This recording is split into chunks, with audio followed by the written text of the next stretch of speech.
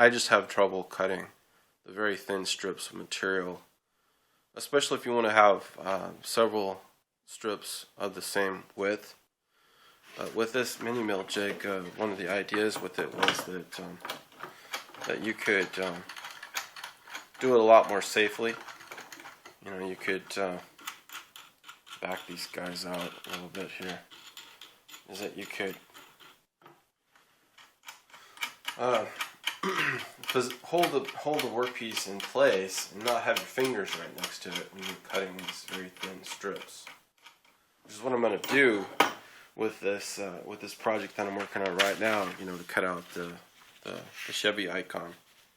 So I'm going to inlay this pattern into another block of wood, but I need some real thin strips. And so that was one of the things with this too, is that you could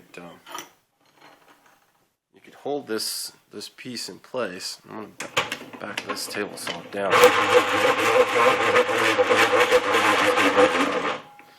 and then you move your fence over to what sort of distance you want. All right, so I've got my workpiece right here pushed right up against the fence, and now I can just back that fence back to whatever depth that I want to cut, and then I can lock the fence in place. Or actually, you can even do this. What I really would do is do this beforehand. You know, I'd get the fence adjusted to wherever I want, like say a 1/16 of an inch, and then I'd lock it down, and then I'd bring this mini mill jig in, push the workpiece towards the fence. Get it back down here, and then you clamp it down, and now you know that workpiece is right where you want it, at 1/16 of an inch or whatever the distance is. Once you get it clamped down, then you can move the fence away and then run the piece through, and now you've got the width that you want. I've got the fence set to the thickness of the material that I want. It's 3/16 of an inch in this case. And what I'd done is I set the mini mill jig in place, and I got the workpiece flush up against the fence and flat against the bottom, the base of the mini mill jig, and then I clamped it down. And so now I've got this thing positioned in a way that I can make that cut safely. You know, like if I take this thing out and I start to raise this blade up to its max, because again this workpiece is wider than I can cut with one pass of the table saw.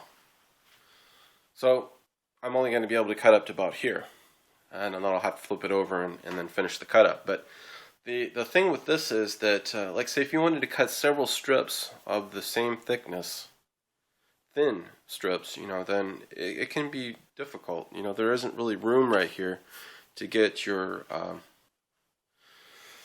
your safety stick, wherever it is, your safety stick in there to run that through, right? It's too thin.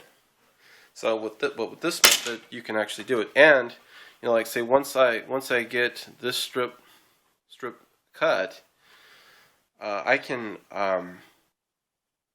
bring the table saw blade down, and then get the mini mill jig in place again, loosen this up, push the workpiece over until it's flush against with the fence, and then I can get the exact same thickness again.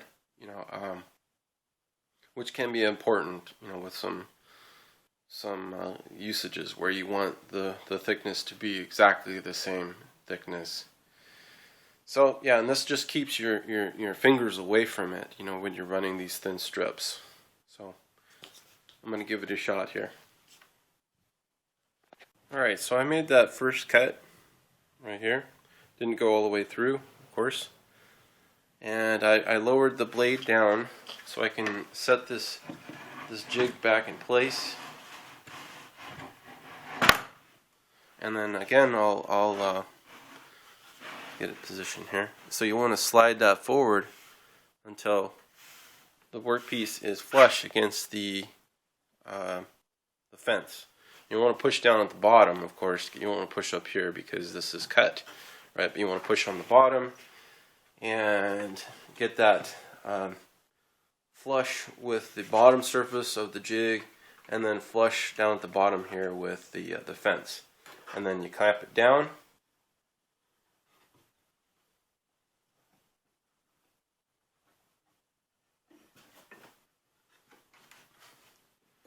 Tighten it up just a little bit.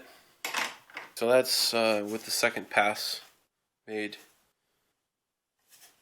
on the piece, and this side's very flat.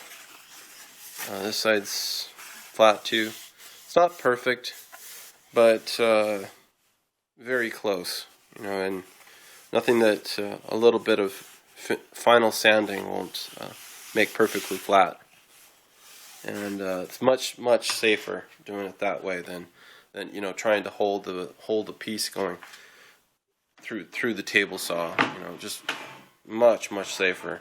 And again, the idea is that, like, if you were trying to cut multiple strips of the same width, you could just lower the blade on the table saw and then push this piece over against your fence, and you know, get it flush with the fence, flush with the bottom of the jig, and then remove the jig out of the way, raise up your blade again, you know, and make another cut, and it should be the exact same thickness, you know, as your first one. And you know, once you get it set up, you know, you could rip through pieces pretty quickly doing it that way, and again, much safer.